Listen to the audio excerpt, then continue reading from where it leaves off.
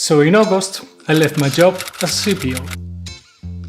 But Juan, I hear you say, you never told us that you were a CPO. You always say to yourself that you're a product director. And you're right, I actually never used the title of CPO officially.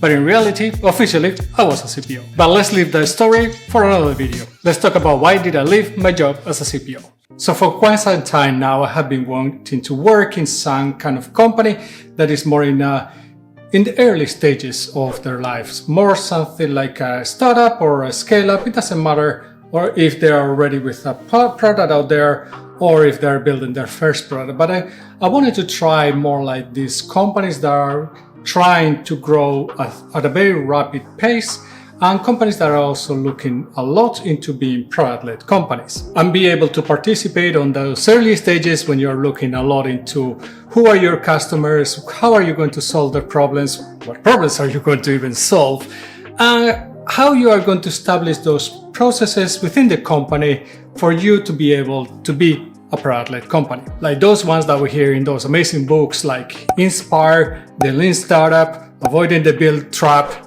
and others. You might also have noticed that I love to produce videos for here in YouTube to tell others and help others in how they're building their careers in product management or how they're growing in their ways of working in product squads. That's something that I really care about, and I really care about building a community, being able to share knowledge, but not just only from me to you, ideally at some point also between yourselves. But Juan, probably you're thinking, give us something more juicy, tell us why you left your company, tell us the drama. But the reality is that there's no drama, and definitely I don't want to make any drama about this. Did I have some different points of view from the people that working there? Of course, we all do at many times during our careers. Were there some cultural differences? Yes, of course. There's always some kind of cultural differences. Sometimes they are more noticeable, sometimes less. But those things are always there, and those things are things that you have to work when you're in the company together with the rest to try to get to an agreed position where everybody's comfortable with that. But for me, it was mainly the reason that my interests and the career goals that I was starting to have for myself were in a different place at that moment. Having said that, I have to say that I'm extremely grateful for all the work that I have done in the company, as well as the opportunities to be able to do that work.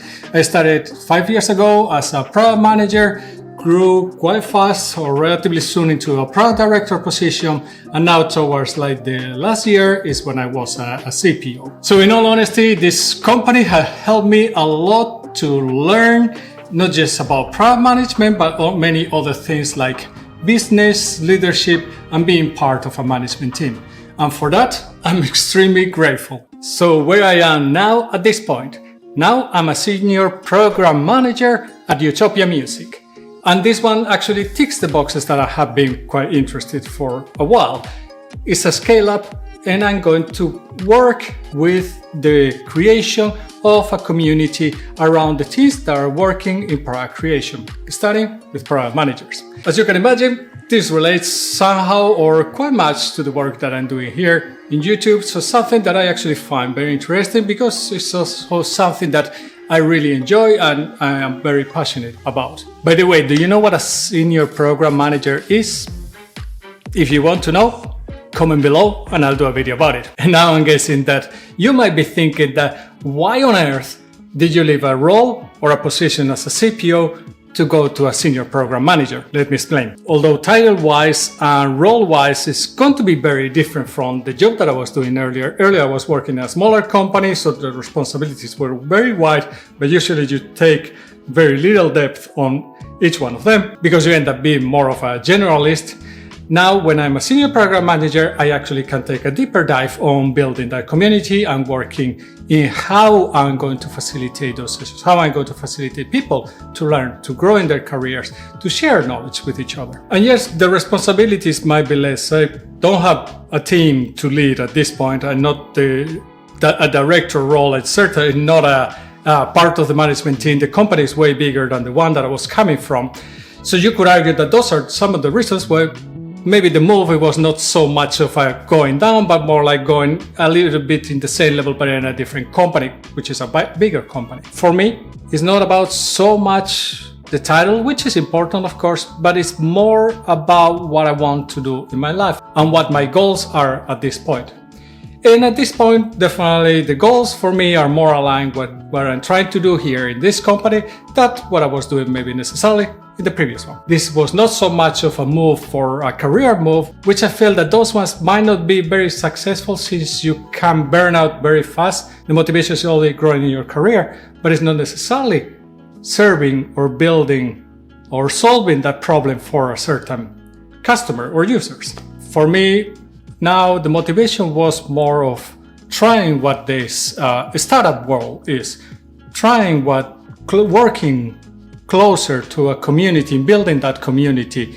How is that? I wanted to learn that side of the trade, and I'm still working a lot in what product management is, obviously because I'm working mainly with product managers and trying to help them develop their careers. So just as a summary, I didn't do this because I was necessarily looking at promotion. I was actually more following my passion to a certain degree. Is this going to be a good move? Is this going to play out well? You never know. You had to try, and now this is me trying. And I will keep you updated and see how things are moving forward in the future. If you liked the video, I would appreciate it a lot if you give it a like and subscribe to the channel. It helps a lot. If you are interested in understanding better what my role as a product director was and want to hear a little bit more how I was doing it, go check out this video. I will see you in the next one, and remember, stay safe.